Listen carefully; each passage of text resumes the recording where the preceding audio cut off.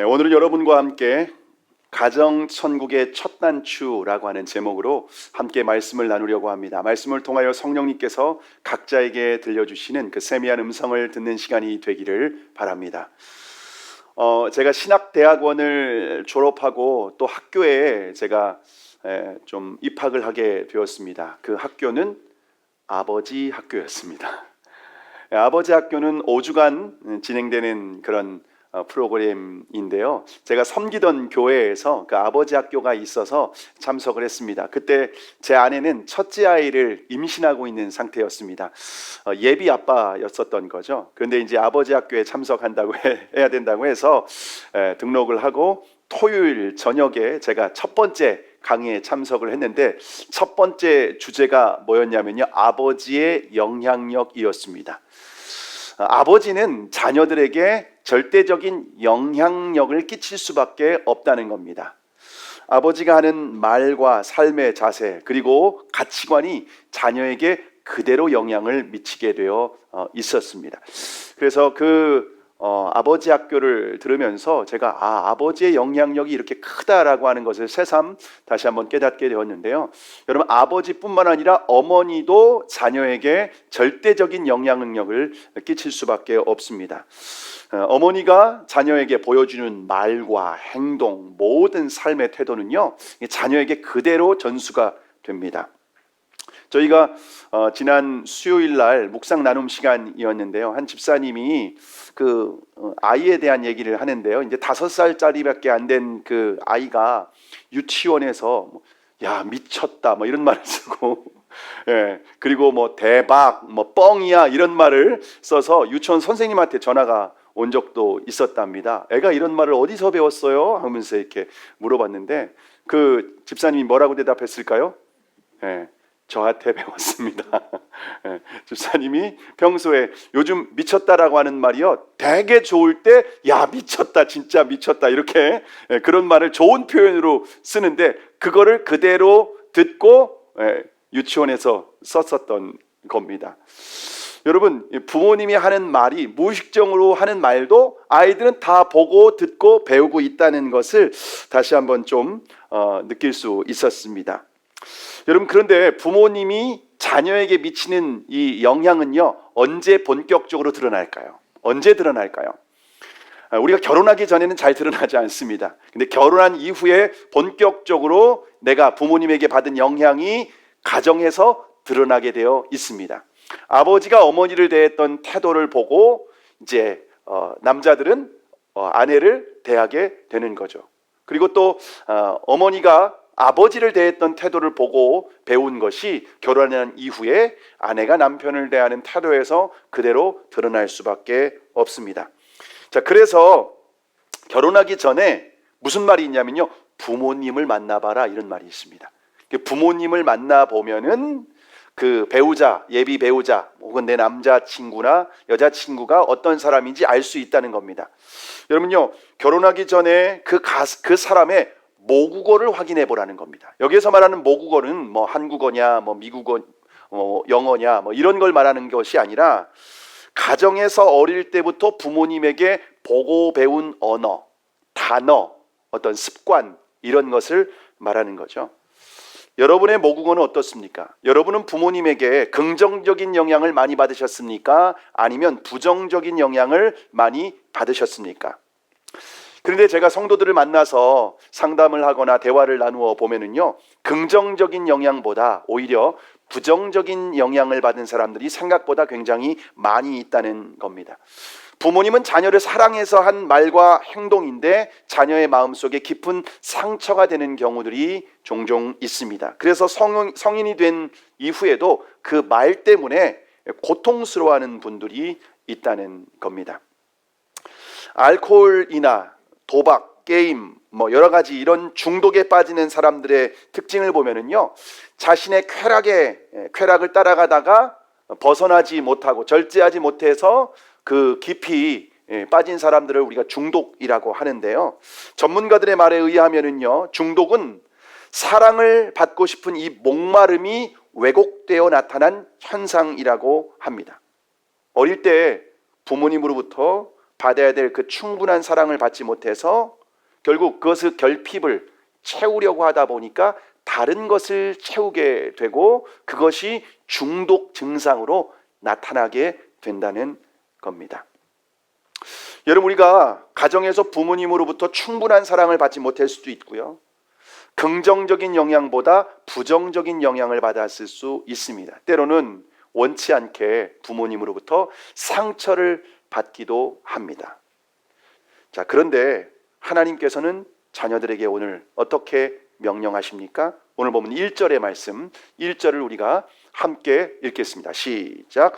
자녀들아, 주 안에서 너희 부모에게 순종하라.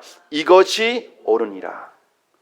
하나님께서 자녀에게 오늘 명령하십니다. 부모에게 순종하는 것은 인간으로서 마땅한 도리이다 라고 말하고 있습니다. 왜냐하면 우리가 이 세상에 태어날 때에 부모님으로부터 우리는 생명을 우리가 받았기 때문에 그렇습니다. 뿐만 아니라 어릴 때부터 부모님이 나를 먹이시고 입히시고 길러주셨기 때문에 내가 이렇게 성장할 수 있게 된 겁니다.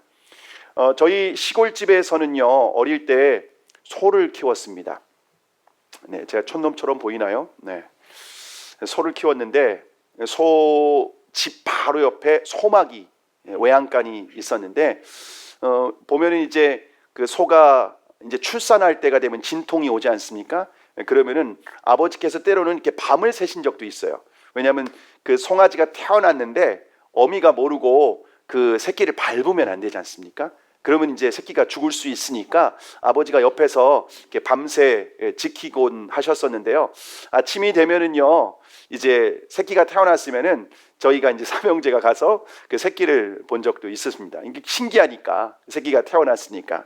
여러분, 그런데 여러분, 송아지가 태어나면은요, 어미 젖을 먹기 위해서 언제 일어날까요? 송아지가 태어나면 언제부터 걷기 시작할까요? 네? 네, 그날부터 일어서서 어미젖을 먹기 시작합니다. 한 달이 되면은요, 사방을 뛰어다닙니다. 한 번은 외양간에 문이 열려 있는 적이 있었습니다. 한 달 좀 지났었는데 그 한 달 정도밖에 지나지 않은 그 송아지가 외양간을 튀어나와서 집 앞에 있는 온 남의 밭을 다 완전히 뭐 쑥대밭을 만들고 다녔었던 적도 있었습니다. 그러면 저희가 가서 그 송아지를 잡아다가 이제 외양간에 다시 넣기도 했습니다. 여러분, 그러면 사람은 얼마 만에 걸을까요? 한 달이면 충분히 걷고 뛰겠죠. 1년이면 뭐 자기 앞가림 다 하고 이제 제가 벌어서 학교 다니겠습니다 다 하죠. 사람은 1년이 지나야 겨우 걷기 시작합니다. 겨우 아장아장 걷기 시작합니다. 얼마 전에 벚꽃이 피었을 때 저희가 이제 수요 오전에 같이 벚꽃 구경을 하러 갔었는데요. 이제 한 달이 이제 지난, 돌이 지난 우리 시후, 돌이 지난 시후를 제가 이렇게 손을 잡고 걸었습니다. 손을 잡고 걷는데 1년이 뭐 이미 훨씬 지났음에도 불구하고 뒤뚱 하고요. 제 손을 놓고 걸어갈 때는요, 넘어질까봐 막 집중하고 그 아이에게 얼마든지 언제든지 넘어질 수 있으면은 이렇게 손으로 잡아주려고 이렇게 항상 대기하고 바라볼 수밖에 없습니다. 여러분, 혹시 여러분 중에 장애가 있지 않은 이상 지금까지 태어나서 걷지 못하는 분 혹시 계십니까? 없죠? 다 여러분 두 발로 걷고 생활하고 있으시죠? 여러분, 그렇다면요, 여러분은 부모님의 사랑과 관심 가운데 성장하게 된 줄 믿으시기를 바랍니다. 사람은 저절로 성장 못해요. 사람은 내가 태어나서 그냥 송아지처럼 그냥 한 달만 되면 알아서 걷고 뛰고 알아서 사는 게 아니라 부모님의 사랑 가운데, 풍성한 관심과 사랑과 보호 가운데에 우리가 성장하게 된 줄 믿으시기를 바랍니다. 그러므로 우리를 낳아주시고 길러주신 부모님에게 순종하는 것은 마땅한 도리라는 겁니다. 그런데 부모에 대한 상처가 있는 분들은 순종하는 일이 가끔 쉽지가 않습니다. 부모님에게 순종하라고 하면 오히려 반발심이 생기기도 합니다. 부모님이 부모님다워야죠 라고 하면서 마음에 이렇게 뭔가 욱하고 올라오는 마음이 있고요. 부모님한테 사랑을 받아봤어야죠 라고 하면서 그 마음에 어떤 불만이 터져나오기도 합니다. 부모님에게 사랑보다도 상처를 받는 분들이 은근히 많이 있습니다. 자, 그러면 부모님을 공경하지 않아도 될까요? 부모님의 말을 무시해도 될까요? 나는 상처받았으니까. 근데 하나님은 오늘 우리에게 주 안에서 부모에게 순종하라 이렇게 말씀을 하십니다. 주 안에서 순종하라 라고 하는 말은 하나님의 뜻에 맞으면 순종하고 하나님의 뜻에 맞지 않으면 순종하지 않아도 된다. 여러분, 그런 의미일까요? 물론 그런 의미 부분도 있을 겁니다. 그런데 이 말의 의미는, 더욱 중요한 의미는 무엇인가 하면은요, 주 안에서라고 하는 말은 예수님의 사랑 안에서라는 의미입니다. 다시 말하면 예수 그리스도의 십자가 사랑 안에서 부모님에게 순종하라 라고 하는 의미입니다. 우리는 예수 그리스도의 사랑을 경험했습니다. 예수님이 우리를 어떻게 사랑하셨죠? 예수님이 십자가에서 생명을 내어 주심으로 말미암아, 물과 피를 다 쏟으시는 사랑으로 말미암아 저와 여러분이 구원받으신 줄 믿으시기를 바랍니다. 그 사랑으로 때로는 우리가 부모님에게 상처를 받았을 수도 있고 우리가 아픔을 경험했을 수도 있지만 그 사랑 안에서, 그 사랑으로 우리가 부모님에게 순종해야 된다라고 하는 것을 우리에게 가르쳐주고 있습니다. 치유상담연구원의 정태기 박사님의 간증인데요. 정태기 박사님은 초등학교 시절에 운동회를 하면은요, 달리기에 항상 꼴찌를 했답니다. 저 같은 거였죠. 네. 매년 이제 달리기를, 운동회 때 달리기를 하면 항상 꼴찌를 했는데 운동회 때마다 어머님이 참석을 못했었던 거예요. 바쁜 일 때문에. 그런데 그날 운동회에는 어머님이 참석을 하셨습니다. 그래서 어머니가 지켜보는 가운데에 또 달리기를 하게 되었습니다. 어머님이 지켜보고 있으니까 1등을 하고 싶지 않았겠습니까? 그런데 그만 이번에도 꼴찌를 하고 말았습니다. 아들의 마음이 얼마나 속상하겠습니까? 근데 운동회를 마치고 집으로 돌아오는 길에 어머니가 아들에게 이렇게 말한 거예요. 나가 죽어라. 꼴찌하는 자식은 내 아들 아니야. 정색하면서 엄마가 그렇게 말을 한 겁니다. 집으로 돌아왔지만 마음이 너무 불편해서 집 바깥으로 나가서 혼자 처마 밑에 쭈그리고 앉았습니다. 그래서 그 말이 마음속 깊은 곳에 상처로 자리 잡게 되었습니다. 시간이 흘러서 성인이 되고 신학을 공부하게 되었습니다. 그리고 미국으로 유학까지 갔습니다. 근데 미국에서 상담학을 공부하고 있었는데 어린 시절 어머니의 말이 지워지지 않는 거예요. 상처가 된 거예요. 여러분이 몸에 난 상처는 시간이 지나면은요, 아물고 이제 아무리 건드려도 아프지 않죠. 근데 마음에 난 상처는 다르더라고요. 시간이 지난다고 해서 저절로 치유되는 건 아니더라고요. 그래서 그 마음이 아파서, 어머니의 그 말 때문에 마음이 아파서 견딜 수가 없어서 울고 또 울었답니다. 근데 그렇게 울면서 기도하는데 하나님께서 어머니를 떠오르게 하신 거예요. 그때 상황이 재현되는 거예요. 그러면서 상상 가운데, 기도 가운데에 어머님이 마치 자기에게 이렇게 말씀을 하시더랍니다. 태기야, 내가 너를 얼마나 사랑했는지 아니? 너를 너무 사랑해서 내가 꼴찌한 것을 보니까 화가 나서 견딜 수 없었던 거란다. 그런 어머니의 진심이 느껴지더랍니다. 그때 정말 중요한 것을 깨달았답니다. 아, 우리 어머니는 교양 있게 표현하실 수가 없어서 그렇게 표현했던 거지, 엄마는 정말 나를 사랑했구나. 그것을 깨닫는 순간 그렇게 눈물이 나더랍니다. 어머니의 마음을 깨닫는 순간 오히려 죄송하고 미안한 마음이 들었답니다. 어머니 마음을 내가 이해하지 못했구나. 그래서 그동안 원망하고 미워했던 것을 용서해달라는 편지를 적어서 한국에 있는 어머니에게 보낸 겁니다. 어머니는 미국에서 온 아들의 편지를 읽고 난 후에 하루 종일 눈물을 흘리며 우셨답니다. 그리고 아들에게 이렇게 편지를 보냈습니다. 내가 내 아들 마음에 멍이 들게 했구나. 나를 용서해라. 그 답장을 받은 정태기 박사님은 몇 번씩 그 편지를 읽고 또 읽어 내려갔답니다. 그리고 그 후에 몸이 마르고 허약했던 그 정태기 박사님이 체중이 10kg나 늘어났고요. 그리고 지지부진했던 학위 논문도 무사히 마칠 수가 있었답니다. 여러분, 이 땅에서 가장 많은 하나님의 사랑을 가장 많이 닮은 그 사랑은 부모님의 사랑입니다. 부모님은 조건 없이 우리를 사랑하잖아요. 우리를 조건을 보고 사랑하는 분이 아니라 무조건적으로 사랑하시는 분이십니다. 그런데 인간은 죄인이기 때문에 부모님의 사랑도 병들 수 있습니다. 마음은 진심으로 사랑합니다. 근데 결과는 상처를 줄 수 있는 거죠. 상처가 있는 사람은 또 다른 사람에게 상처를 주게 되는 경향이 있습니다. 부모님도 할아버지 할머니로부터 상처를 받은 게 있겠죠. 보고 배운 게 있겠죠. 모구가 있는 거죠. 그러다 보니까 자식을 어떻게 사랑해야 되는지 모르는 거예요. 그러다 보니까 사랑하는 마음은 진심은 있어요. 근데 그 진심을 잘 표현하지 못해서 상처를 주게 된 거지, 의도적으로 일부러 그런 것은 아니라는 것입니다. 여러분이 혹 부모님에게 상처를 받았다고 할지라도 진심은 그렇지 않습니다.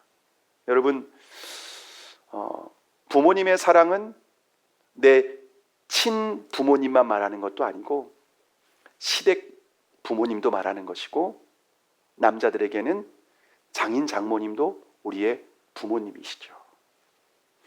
우리가 혹 상처가 있다면, 마음의 아픔이 있다면 십자가의 은혜와 사랑으로 용서하고 축복해야 합니다. 부모님께 충분한 사랑을 받지 못했어도 우리는 하나님으로부터 감당할 수 없는 사랑을 이미 받은 사람이기 때문에 그렇습니다. 우리는 하나님께서 우리에게 1만 달란트를 탕감해 주셨어요. 1만 달란트 탕감받는 은혜와 사랑을 받았습니다. 그 사랑을 받았으면 이제 우리가 어떤 상처와 아픔이 일지라도 우리는 용서해 주고 축복해 줘야만 한다는 것입니다. 이처럼 우리가 부모님을 용서할 때에 막혔던 관계가 회복됩니다. 가정에서 부부관계가 회복이 됩니다. 자녀와의 관계도 회복이 됩니다. 뿐만 아니라 하나님과의 관계도 더욱더 성숙한 자리로 나아갈 수 있는 줄 믿으시기를 바랍니다. 제가 신학대학교 1학년 때였어요. 제가 26에 소명을 받고 신학교를 갔는데요. 이제 겨울방학에는 집에 일이 없기 때문에 기숙사에 있으면서 도서관에서 열심히 공부를 했습니다. 근데 이 여름이 되면 집에 일이 참 많아요.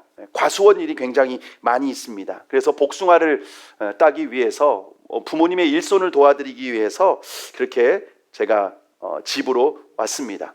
근데 집에서 일을 하는데 여름이라고 하지만은 이제 일을 하고 집에 돌아오면은요, 복숭아가 이렇게 꺼끌꺼끌하지 않습니까? 그래서 일을 하고 오면은 굉장히 불편합니다. 빨리 샤워를 해야 되는데 여름이라고 해도 찬물로 샤워하면은 너무 추우니까 보일러를 틀어놓고 이제 따뜻한 물로 이렇게 샤워를 하게 되는데요. 제가 이제 그날도 이제 샤워를 하기 위해서 보일러를 켜고 온수를 눌러놓고 그리고 이제 씻고 나왔습니다. 근데 미처 보일러를 끄지 못한 거예요. 그러니까 계속해서 보일러가 돌아가지 않겠습니까? 근데 아버지가 늘 절약이 몸에 배신 분이시다 보니까 뭐 등이 불이 켜 있으면 늘 끄라고 하고, 또 그런 쓸데없이 그렇게 기름 낭비되는 것이 뭐 이렇게 좋은 습관은 아니니까, 그러다 보니까는 혼을 내시고 그렇게 했었는데, 그날따라 보일러를 안 껐는데 아버지께서 화가 난 거예요. 그래서 막 혼을 내시고 뭐라고 하셨어요. 근데 아버지도 이제 더울 때 일하고 나서 좀 피곤하고 하다 보니까 좀 아무래도 더 말이 그렇게 나왔었던 것 같습니다. 아버지는 좀 무뚝뚝하신 편이시다 보니까 뭐 사랑한다, 뭐 고맙다 이런 말은 잘 표현하시지 않고, 그렇게 가끔씩 잘못하는 것은 이렇게 화를 내고 혼내시다 보니까 그게 제 마음의 상처가 됐었던 거예요. 그래서 제가 너무 속상해가지고 대전에 있는 신학교 기숙사로 갔습니다. 집을 나가버렸어요. 20대 중반의 아들이 집을 나갔습니다. 근데 마음이 너무 불편한 거예요. 그래서 편지를 썼습니다. 아버지한테 편지를 쓰는데 솔직하게 편지를 썼습니다. 제 속상한 마음을 쓰기 시작했습니다. 그리고 어렸을 때부터 받은 상처가 떠오르는 것이 있어서 구체적으로 썼습니다. 근데 제가 이렇게 쓰다 보니까 제가 부모님께 속상하게 해드렸던 것도 생각나더라고요. 그래서 서운한 것만 쓴 것이 아니라 제가 부모님께 잘못한 것도 써내려가기 시작을 했습니다. 그러면서 제가 부모님께 앞으로 더 자랑스러운 아들이 되도록 노력하겠다고, 부모님께 더 잘하기 위해서 앞으로 더 노력하겠다고 이렇게 편지를 써서 시골에 편지로 이제 보냈죠.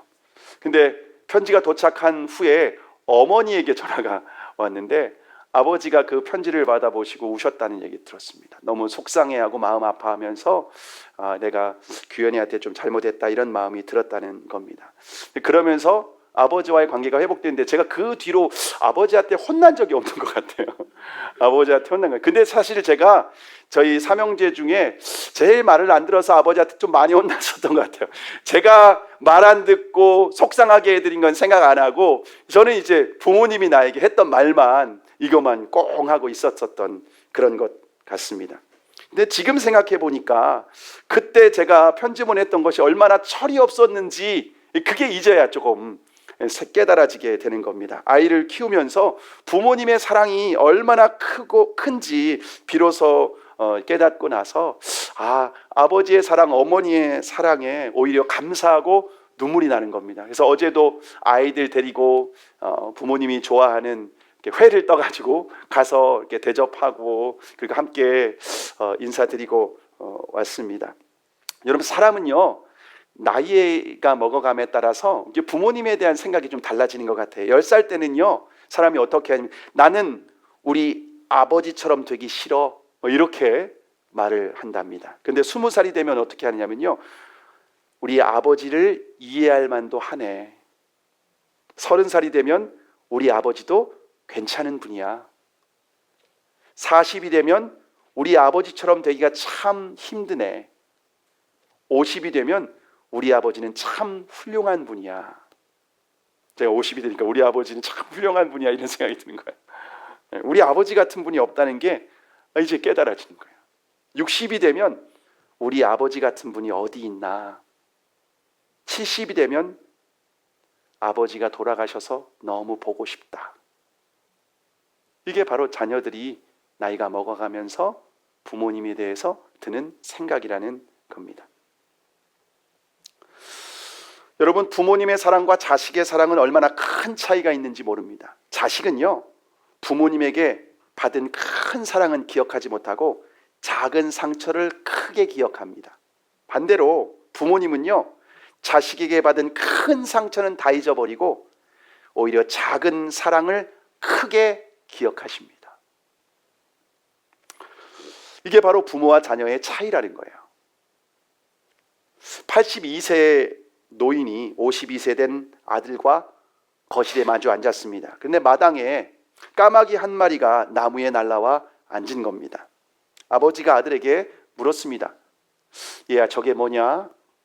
아들이 다정하게 대답했습니다. 까마귀예요, 아버지. 조금 후에 아버지가 다시 묻는 거예요. 저게 뭐냐? 아들은 조금 짜증 섞인 소리로 대답을 했습니다. 까마귀라니까요. 아버지는 조금 있다가 또 한 번 묻는 겁니다. 세 번째예요.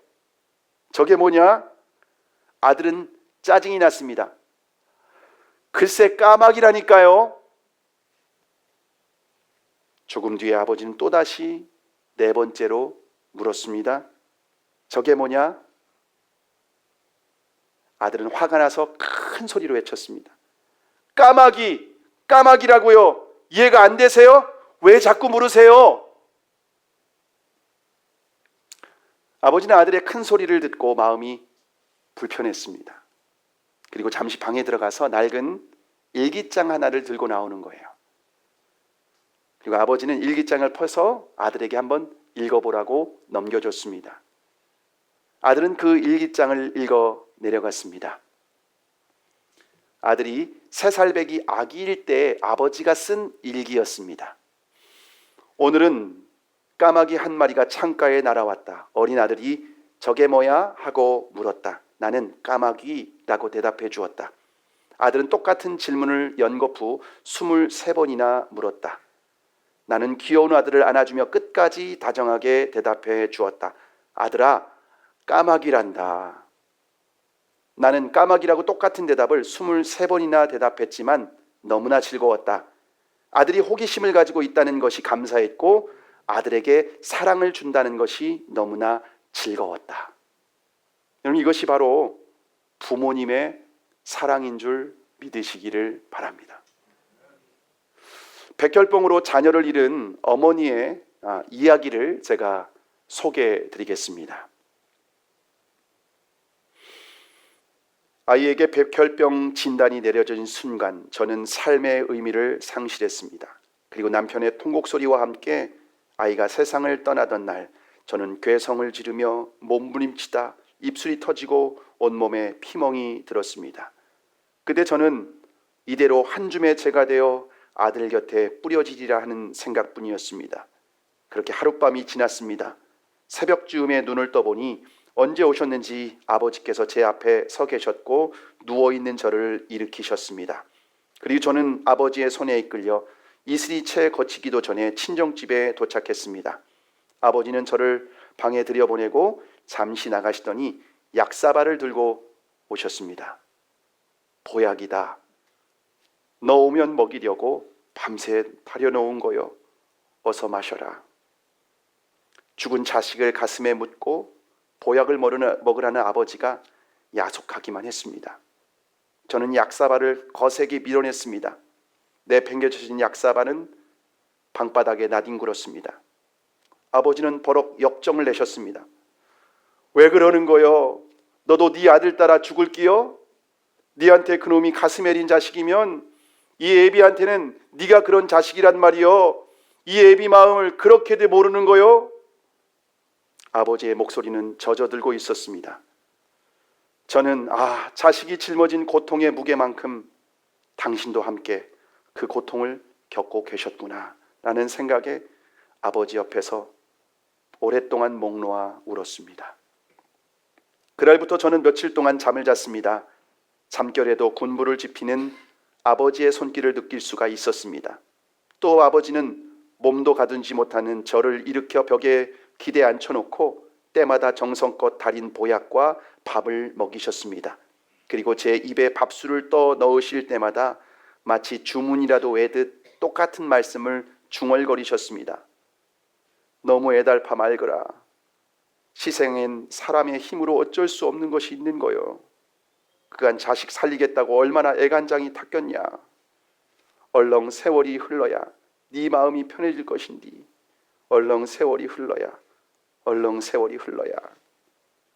아버지는 그렇게 슬픔 속으로만 빠져드는 저를 붙들어 주셨습니다. 따뜻하게 보듬어 주셨습니다. 늘 변함없는 자상함으로 자식들의 울타리가 되고 지친 우리에게 편안한 쉼터가 되어주신 아버지, 당신은 저의 영원한 고향이십니다. 여러분, 이것이 바로 부모님의 본심인 줄 믿으시기를 바랍니다. 부모님의 본심은요, 말로 표현이 잘 되지 않았을 뿐이지 이 아버지의 마음이 저와 여러분의 부모님들의 마음인 줄로 믿습니다. 여러분, 이 부모님의 마음을 우리가 본심을 이해한다면 이해하고 용서하고 축복하고 공경할 수 있는 줄 믿으시기를 바랍니다. 자, 그러면 부모님을 공경하는 사람에게 어떤 복을 주실까요? 오늘 본문 2절과 3절입니다. 함께 읽겠습니다. 시작. 내 아버지와 어머니를 공경하라. 이것은 약속이 있는 첫 계명이니 이로써 내가 잘되고 땅에서 장수하리라. 부모를 공경하는 사람에게 하나님께서 약속을 하십니다.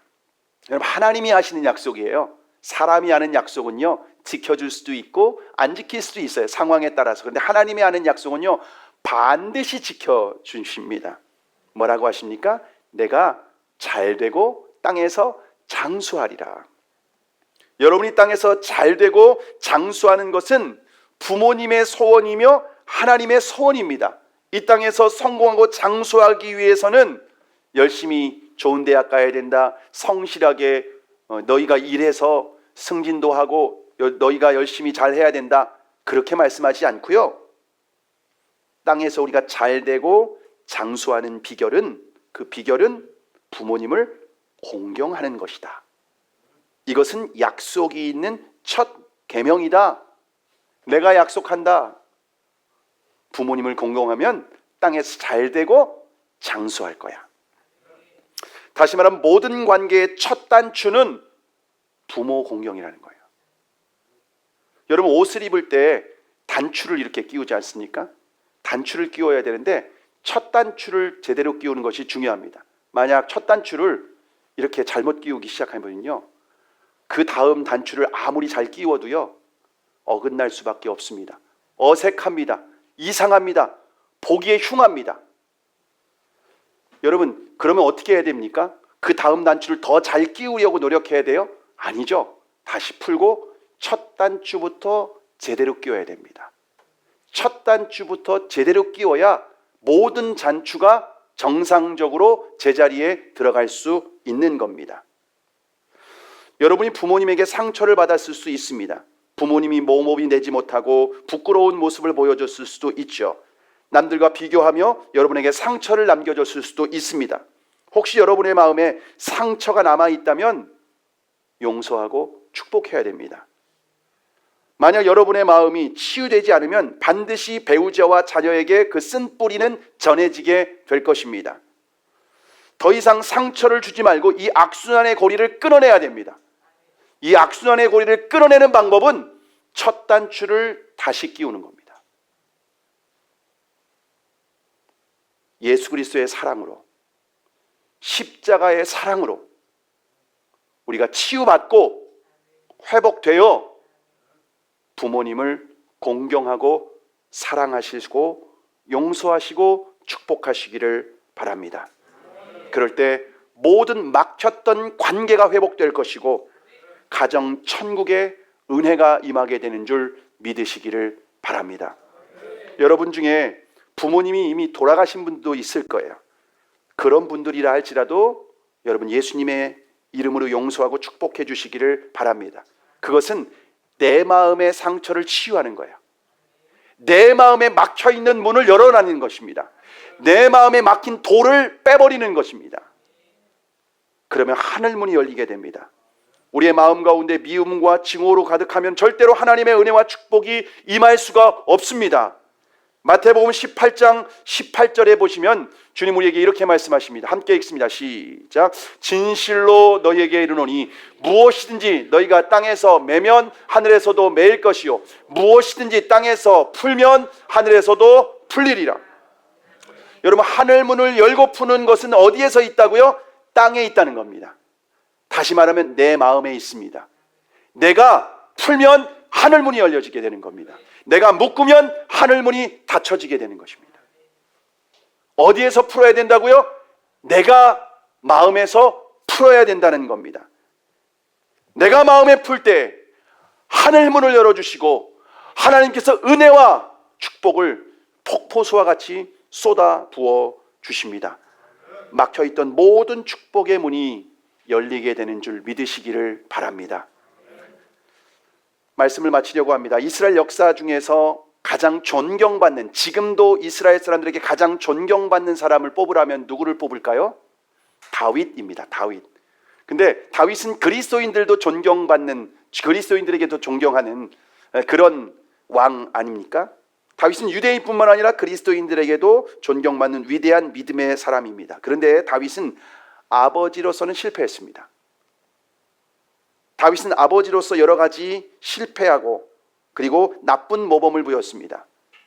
밧세바를 간음하고 밧세바의 남편이었던 우리아를 전쟁에서 죽이죠. 그리고 밧세바를 자신의 아내로 취합니다. 그 모습을 다 누가 봤을까요? 자식들이 봤습니다. 여러분, 다윗은 그 죄로 인하여서 집안에 피바람이 불게 됩니다. 그리고 그래서 사무엘하 12장 1절에 보면요, 다윗이 범죄한 후에 그 후에 이 일이 있으니라 이렇게 기록하고 있습니다. 결국 장남이었던 암논, 가장 사랑받고 잘난 아들 압살롬, 그리고 아도니아까지 3명의 자식이 다윗의 죄 때문에 죽습니다. 여러분, 그런데 그 모든 것을 다 지켜본 아들 중에 한 명의 아들이 있었습니다. 그 아들은 누군가 하면 솔로몬입니다. 솔로몬은 그런데 잠언에서 이렇게 말합니다. 잠언 23장 25절의 말씀입니다. 함께 읽습니다. 시작. 내 부모를 즐겁게 하며 너를 낳은 어미를 기쁘게 하라. 솔로몬은 아버지의 실수, 아버지의 죄, 아버지의 잘못된 것 다 봤습니다. 근데 솔로몬은 그의 잠언에서 내 부모를 즐겁게 하며 너를 낳은 어머니를 기쁘게 하라고 기록하고 있습니다. 그리고 다윗과 어머니를 기쁘게 해드렸죠. 하나님께서 솔로몬에게 어떤 은혜와 복을 주셨죠?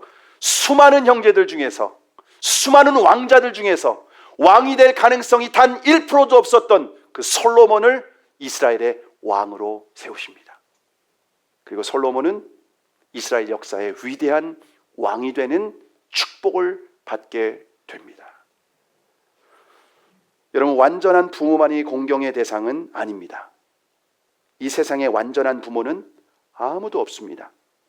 내가 완전하지 못하듯, 내가 실수하고 내가 잘못하고 하나님 앞에 죄인인 것처럼 우리 부모님도 연약한 죄인이라는 겁니다. 오직 하나님 아버지 한 분만이 완전하십니다. 우리의 부모님이 완전하든 불완전하든, 예수님을 믿든지 안 믿든, 건강하든지 약하든지, 부유하든지 가난하든지, 배우셨든지 못 배우셨든지 마땅히 부모를 공경해야 합니다. 마땅히 부모를 공경하는 것은 이 땅에서 잘되고 우리가 장수하는 비결이다. 하나님의 말씀입니다. 저의 말이 아니고 하나님의 말씀, 약속이라고 말씀하고 있습니다. 여러분이 이 땅에서 장수하고 잘되기를 원하십니까? 사탄은 우리가 성공하고 장수하기 원하지 않아요. 그래서 우리의 마음 가운데 부모님으로 받은 상처, 부정적인 영향력, 그 생각을 떠오르게 합니다. 네가 그렇게 할 필요 없어. 그리고 나도 부모님에게 상처를 주고 독한 말을 하고 외면하고, 그 사탄은 우리를 다 죽이고 망하게 하는 거예요. 도둑이 오는 목적은 딱 하나예요. 도둑질하고 죽이고 멸망시키려는 밖에 없습니다. 주님은 우리에게 뭐라고 말씀하십니까? 내 부모를 공경하라. 예수님은 십자가에서 죽어가는 마지막 피 한 방울까지 다 쏟아내는 그 상황 가운데에서 요한에게 마지막 부탁을 합니다. 내 어머니 마리아를 부탁한다. 자신의 목숨이 마지막 되는 순간에도 마리아를 자신의 제자 요한에게 부탁합니다. 여러분, 더 이상 사탄의 미혹에 넘어가지 않기를 바랍니다. 부모님을 공경하고 사랑하는 것은 영적인 전쟁입니다. 영적 전쟁에서 승리하실 수 있기를 바랍니다. 예수 그리스도의 사랑으로 부모님을 공경하시기를 바랍니다. 그래서 여러분의 삶과 가정 가운데에 천국이 임하게 되기를 주님의 이름으로 축복합니다. 제가 아버지에 대한 예만 너무 많이 들어가지고 어머니에 대한 시를 제가 어제 밤에 찾아서 여러분에게 또 한 편 마지막으로 읽어드리려고 합니다. 여러분도 많이 들어보셨을 겁니다. 심순덕의 엄마는 그래도 되는 줄 알았습니다. 하루 종일 밭에서 죽어라 힘들게 일해도 엄마는 그래도 되는 줄 알았습니다.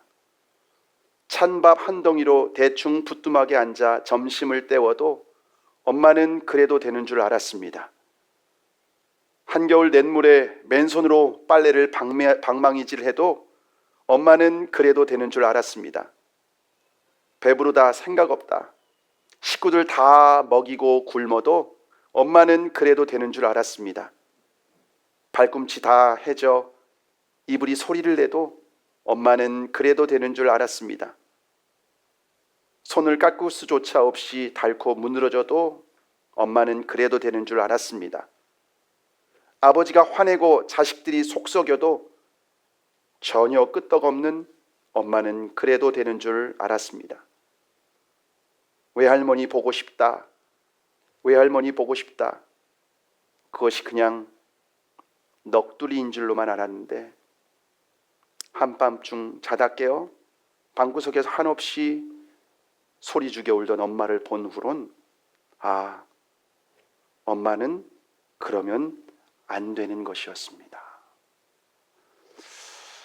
우리가 너무 한결같은 사랑을 보여주시고 너무 우리에게 변함없는 사랑을 보여주시는 어머니의 사랑도 너무 당연하게 생각하다 보니 우리는 어머니에 대해서 너무 당연히 그래도 되는 줄 알았는데 당연히 그래도 되는 게 어디 있습니까?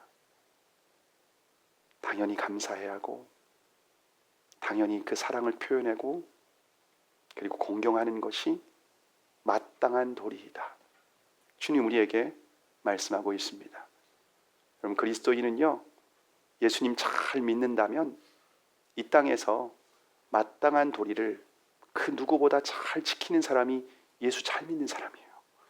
사람과의 관계에서 드러나는 거지 우리의 신앙은 기도의 자리에서 드러나는 게 아니에요. 저와 여러분이 정말 첫 번째 단추 우리의 부모님을 공경하는 이 일에 저와 여러분이 결코 소홀히 여기지 마시고 정말 하나님의 첫 번째 약속이 있는 계명이다 이렇게 말씀하셨으니까 그 약속을 잘 지켜서 저와 여러분이 이 땅에서 잘 되고 장수하고 하나님 나라를 누리는 그리스도인들이 되기를 주님의 이름으로 축복합니다.